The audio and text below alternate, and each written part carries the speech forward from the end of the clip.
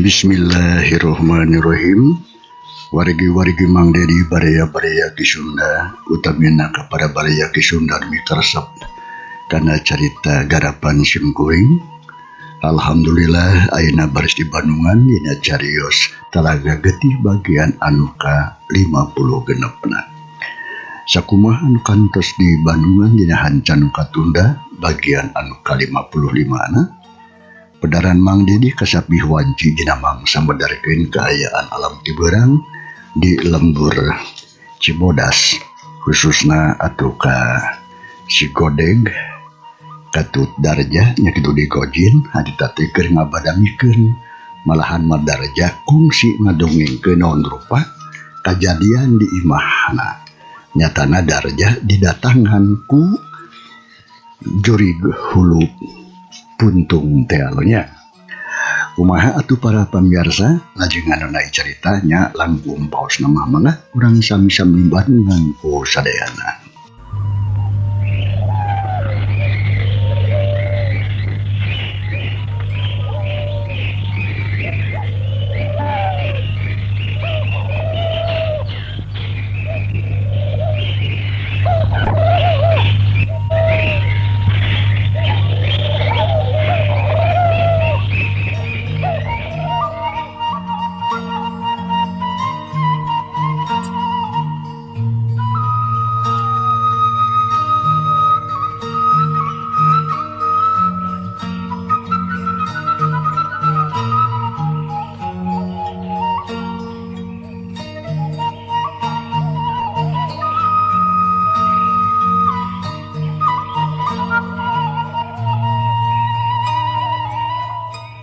Mangsa alam harita teh beuki beurang kira-kira jam 8 isuk-isuk. Si Godeg jeung si Gojin anu keur ngabarandungan puguh we ngajengok. Sabab beuki jelas ayeuna mah yen si jurig hulu teh geuning ngakalakeun ka maranehna. Horeng si mana horeng si Godeg jeung si Gojin teh keur ngabandungan naon rupa pangalaman Darja dina peuting tadi. Tah kitu euy anu tadi peuting kajadian di imah dewek teh. Lamun teu kaburu datang ka Kang Darma mah kawasna bae aing teh geus modal lalap-lalap kana jero bak cai ku si jurig buntung teh si edan si setan teh ceuk Darja. Mungkas sakabeh omonganana bari panon melong kadua sobatna anu marolohok. Alah tah lamun kitu mah dewek beuki yakin euy. Nah kumaha kitu? Nya lamun si jurig hulu teh bener-bener ngakalakeun ka urang tiluan. Tah kulantaran kitu ayeuna mah geus lah ulah micenan di waktu sagancangna urang teh kudu nepungan ka jalma anu ngaran Abah Dauk teh. Sugan seueuan we atuh daekeun ulungan kana kasusah urang. Tah kumaha lamun kitu satuju atawa henteu deg? Ya. Nya bener euy. Alah. Bani asup ka imah maneh. Ya. Nyata kitu aing teh aduh mata kitu geus dikur kudu kumaha burukeun yeuh. Ya lah. Dewek satuju pisan kana usul maneh teh jin. Tapi kumaha tari si lain Darja? Satuju atawa nya. Nya naon teh ujugnya? Nya, komo dewe katul satuju pisan. Samalah ulah dengke mending urang ayeuna kana. Urang datang lah ka imahna. Lantaran dewek hariwan euy. Bisi kaburu si jurig hulu datang deui sarta ngabuktikeun ancamanana. Ya. Hadia tulah kitu oge ada memang bener atuh. Ieu persoalan teh teu bisa diantep sabab bakal ngabahayakeun kana kahirupan urang. Tapi kumaha ieu keur syarat-syarat ieu? Nah geus aya ja atawa gampang soal eta mah Godeg. Anu penting mah ayeuna mah ieu kudu bisa datang heula sarta panggih jeung jelema. Tah lamun geus ngeunaan syarat-syaratna mah atuh sejenna mah kumaha engke we atuh di ditu dina deui apan jelemana oge cantang tuh bisa kabawa ka dieu atawa henteu nulungan ka urang atawa bisa atawa henteu mah geus lah ayeuna mah pokona mah kudu coba omong yuk urang ini mumpung isu kadeh. Nya hayu tulah we lah urang datangan ka ditu tapi dewek kali-kali baheula yeuh. Maksud rek mani jeung salin tuh baju nu hade nu alus kitu leuwih bersih. Gerak kudu kikieuan mah tuh euy. Nuna di tadi teh can sebungut-bungut acan dewek teh. Sabab besar tadi disusulan dewek teh keur sare kene. Cek si Gojin bari jung nangtung. Maksudna mah arek balik heula cenah ka imahna. Duh ampun Aisyah atuh Gojin. Ngaji atuh buru katulah kita balik heula. Tapi kan tetong lihat teh nya. Nya. Cuk. Si Gojin hadit teh kene dulu turun keburuan. Bisa terus kekenceling indit urusuhan dan balik heula ka imahna cenah. Dadakuna marek mani jeung salin baju. Kitu deui si Godeg atuh terus ngaleos ka jero. Arek dangdan. Sadangkeun Darja ingat sorangan diuk nungguan di tepas imah. Teu lila antarana atuh si Godeg geus rengse dan dangdan. Malah si Gojin oge geus datang deui. Nu satulina mah tiluan harita kana oge encis we adindit deuk ngajuju ka lembur pasir nangka pajarkeun teh. Tujuanana deuk nepungan salah saurang jalma anu katelah Abah Dawud. Mangsa alam harita teh beuki beurang bae. Mata poe geus luhur, langit benras teh tedeng aling-aling. Mega bodas ngayang ayang-ayangan. Angin letik ngahiliwir ngoyak gendang daunan pating arulang jeung pating garupai. Dina kayaan kitu, breh atuh tilu jalma harita keur laleumpang we ngagerdik mapai-mapai jalan pilemburan. Malah sakabun masuk nyorang sawah jeung tegalan. Sok sanajan keur panas poe oge tapi maranehna mah terus we ngeureuyeuh laleumpang da puguh hayang geura-geura tepi kanu dijugjug nyatana ka pasir nangka. Alah.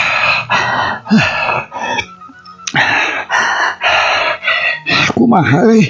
Nah jauh teh ka imahna Abah Dawud teh. Cek Darja berjeng lempang nyelang nanya kadua baturna. Geus nepi ka dieu mah tuh teu jauh tuh. Ngan ukur tinggal muntasan susukan. Terus maju ka beulah kidul tak engke bakal ngaliwatan kebun awi. Tah imahna teh tepati jauh di kebun awi mah lamun teu salah mah di sisi sawah jeung dadan nanggang da ti batur. Duh kekeh. Tapi ari si laing apa kitu ka imahna? Hah? Bener? Apa teh si laing ka imahna? Ya apa dewek mah tuh? Nya ida ka dieu? Lain ida ka dieu lantaran teu heula kungsi ka dieu teu waktu diajak ku si Deblo tah. Nya teu manehna atuh. Dewek kapal ka si Dawud teh. Si Deblo nya ngaranna mah si Wawan teh. Ngan sebutan si Deblo we. Udewek mah. Nya syukur atuh kitu mah. Jadi urang teh moal nyasarnya jeung deui. Dewek teh geus teu kuat capek euy. Jeung hanaang hayang nginum cek Darja. Kituna teh bari jeung ngusap ke sang anu reneung tina tarangna. Beungitna katara bari beureum ke sang nguprot maseuhan baju.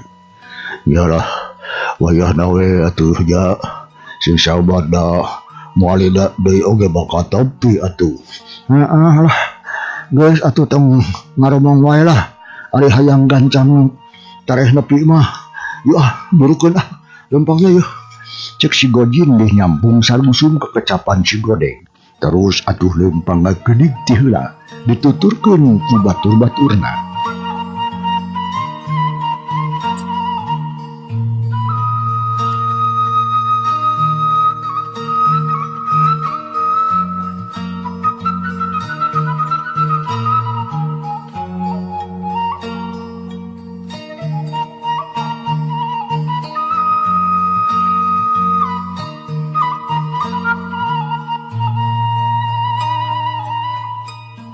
Telila nu tiluan teh geus anjong ka hiji imah nu tempatna aya di sisi sawah.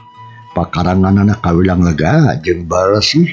Ari di hareupeunana aya tangka jambu air anu buahna nglikeun ka meuh bareureum. Ari di digireun aya kulah anu cairna atuh ngagolontor heran ngagenyas. Jeung katempo loba laukan deui. Reg atuh si Godeg jeung baturna harita areureum ting jarantang berjin palahak lohok. Ai panon mencerong ka hiji imah eta. Tah lamun teu salah mah ieu imahna Bah Dawud teh. Cuk si Godeg bari jeung tengah tengok nitenan ka sabeureuning eta tempat. Nu katemponna teh rada tari iseun kawas anu eueuh pangisina. Tapi kira-kira aya kitu jelemana Dek. Ya urang cobaan we atuh keterokan pantona. Gontoyong atuh si Godeg teh buru kana panto. Terus harita. Punten.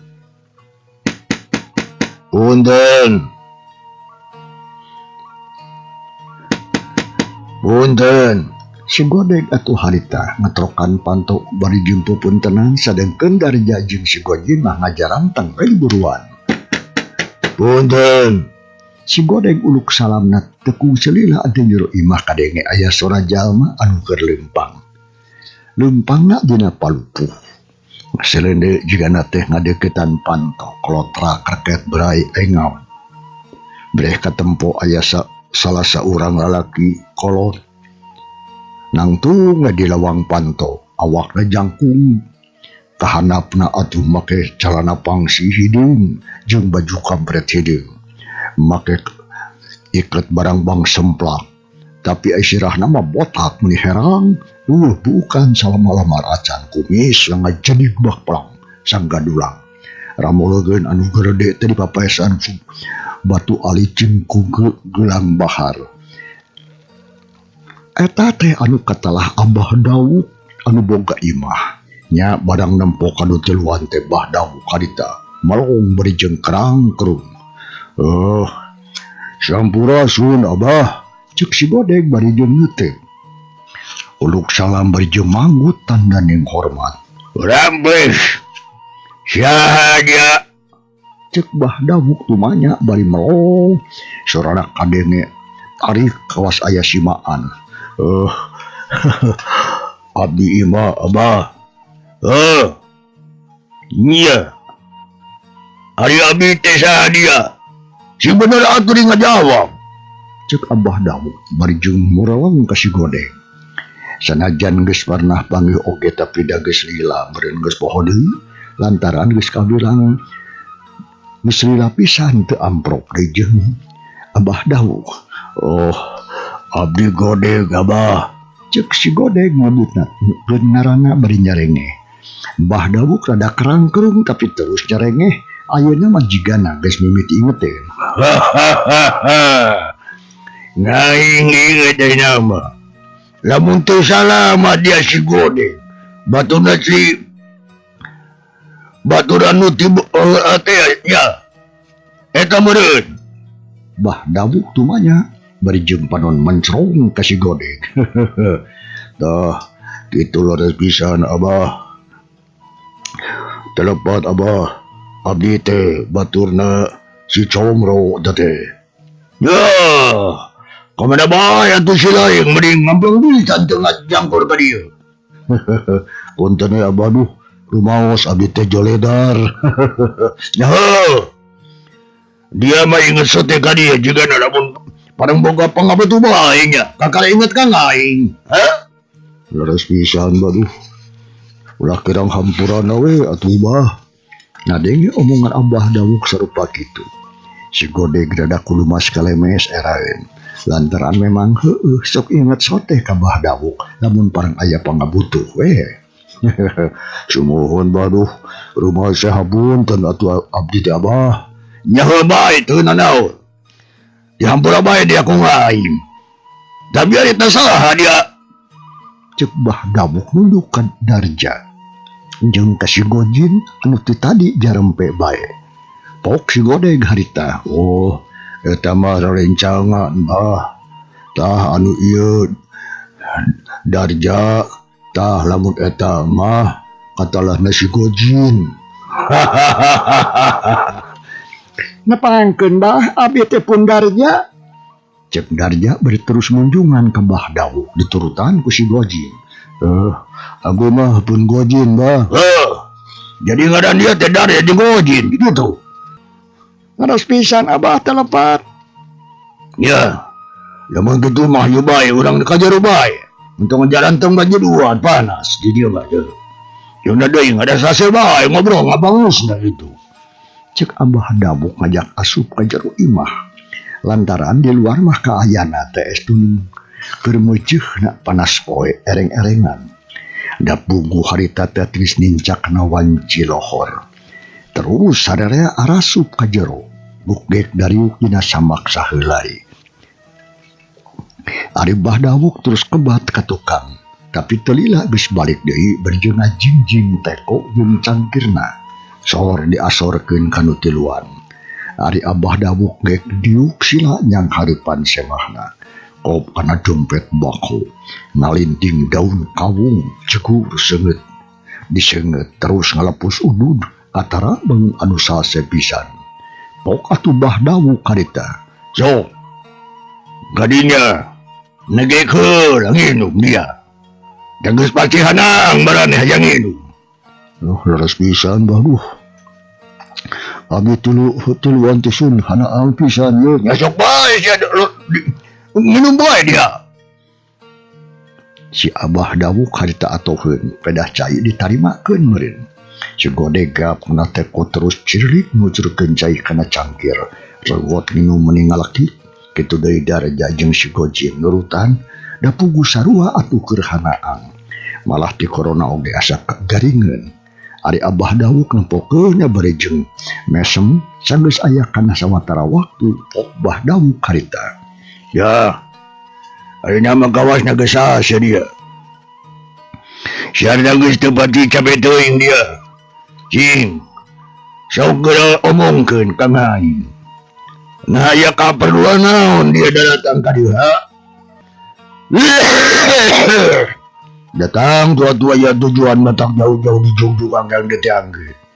Matak perlu ka aing, sok pek-pek prakti. Omongkeun ka aing ayeuna.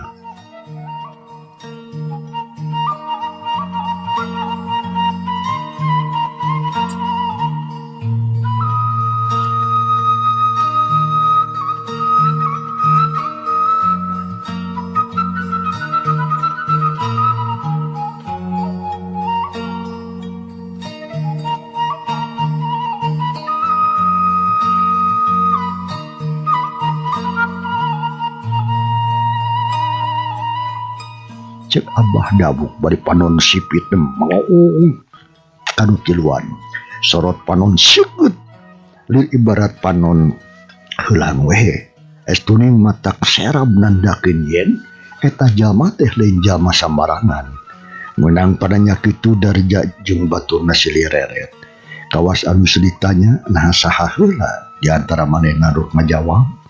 Pok si Godeg harita ngawalon barijeng ngarekepkeun silana.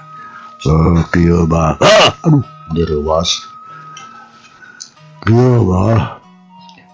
Abdi teh aya maksad ka dieu teh nanging sateacana sim kuring tiluan teh nanggung ti payun ngaturkeun nuhun we.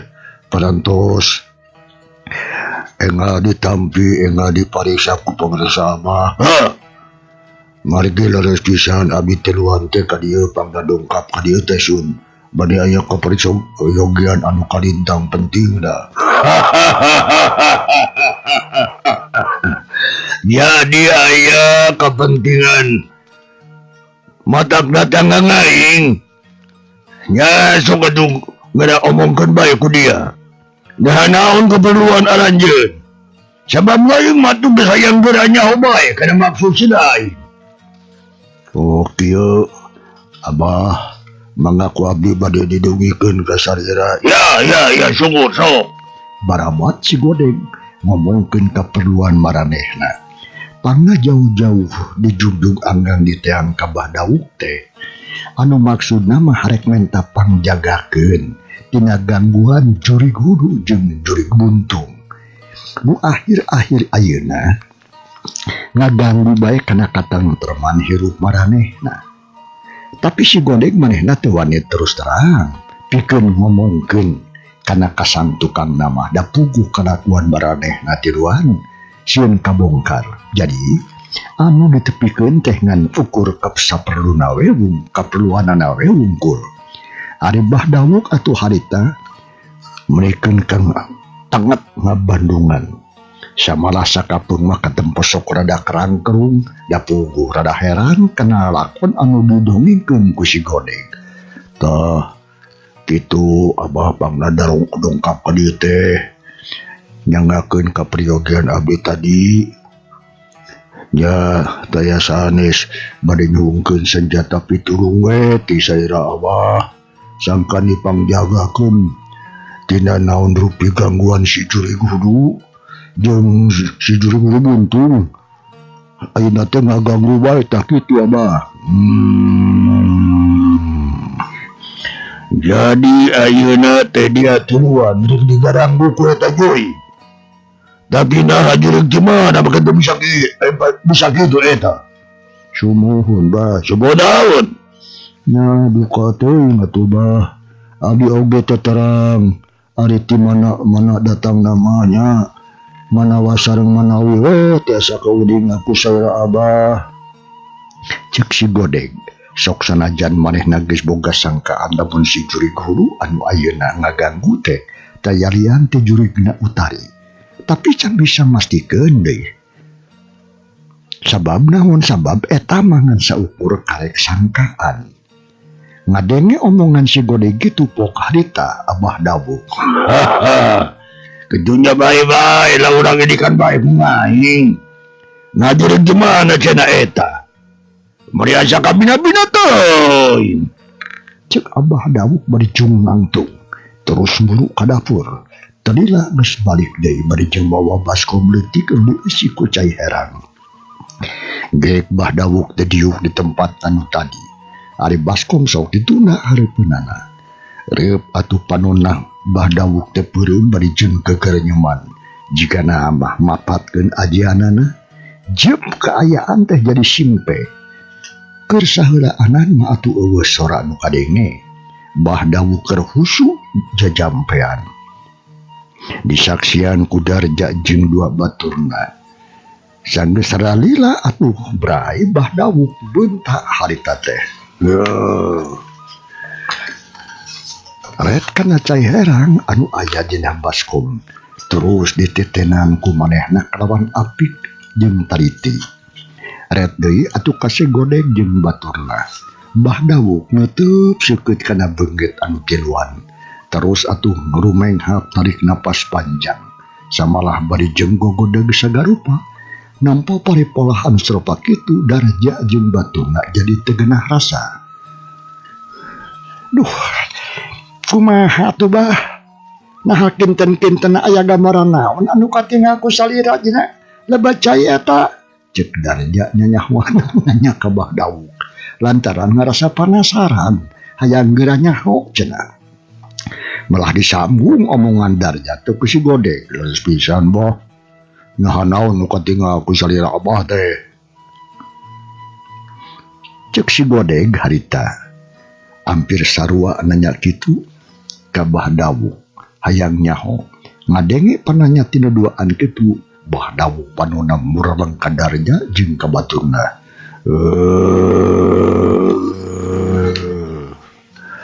Kieu euy. Samemeh aing ngomongkeun anu kadeuleu dina jero Jai. Cingan sok jawab kalawan jujur ku dia. Pagawean naon anu geus dilakukeun ku dia kabeh dina mangsa ketukang-tukang. Anu aya batura patarima jeung leungitna nyawa batur. Sok gancang omongkeun. Malah ulah aya anu rek disumbut-sumbut. Ari sabab ngarah akur jeung anu kajeung kumatang aing. Sok teu kudu asa-asa gancang omongkeun ka aing. Cek Abah dawuh marentahkeun anu celuan. Sangkan ngomongkeun pagaweanana anu geus dilakukeun cenah ku si Godeg jeung baturna dina mangsa katukang. Anu aya patula patalina jeung leungitna nyawa salah saurang awewe. Ari Darja atuh jeung baturna ngadenge omongan kitu teh di Bah dawuh di luarna silih reret hatena jadi tagewur. Namun sababna tagewur lantaran kalakuan jahatna sok sieun katohyan. Tapi lamun disebutan oge kawasna moal aya hardina. Sabab ai Bahdawuk mah kawas anu geus nyaho kana naon rupa anu dilakukeun ku si Godeg sabatur-batur. Nanyakeun sote eta mangan ukur hayang ngadenge we kana pangakuan anu jujur ti maranehna. Nah dia kabeh meni jarang bebay ngejadong. Sok atuh omongkeun ka ngai. Siapa anu rek ngomong nama tu jadi masalah. Dapat itu anu ge ngalakukeun. Mane ngalakukeun. Cek Bahdawuk bari mancong anu tiluan. Ngadenge kitu eta mah Darja meni romenghap ngerik napas panjang. Kawas merasa berat arek ngomong teh. Pok harita Darja, duh Abah. Arek kada jujur mah mangga ku abdi teh bade didongengkeun. Tapi omat saatosna salira Abah atuh kedah tiasa nulungan ka abdi tiluan. Margi kanggo naon atuh panjang carita oge ai teu aya jalan kaluar nama Abah.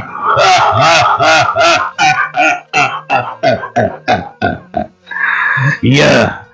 Udah. Soal eta mah mangke ku ngaing di pikiran paneuri. Tapi sajana kudu nyaho heula kana lalakon anu salenggengna. Cek Abah Dawuk ngomongna tandes. Nya geus kitu mah daek teu daek harita Darja. Marabat ngadongengkeun ngalakon katukang-tukang anu geus dilakukeun ku maranehna opatan ka Nyi Utari. Sakabehna ditetek eueuh anu kaliwat. Sabab ayeuna mah cuma lamun kudu disebutan oge da moal aya hartina. Jeung deui sok sieun Bahdawuk. Embungeun nulungan ka maranehna ari teu daek terus terang. Sanggeus aya kana tekung silila atuh harita Darja rengse ngabuih ngomongkeun pangalamanna ka tukang-tukang. Tah kitu Abah dongengna teh. Ya. Lamun dia kitu mah kur bisa juga madan nu kadodo ku ngai.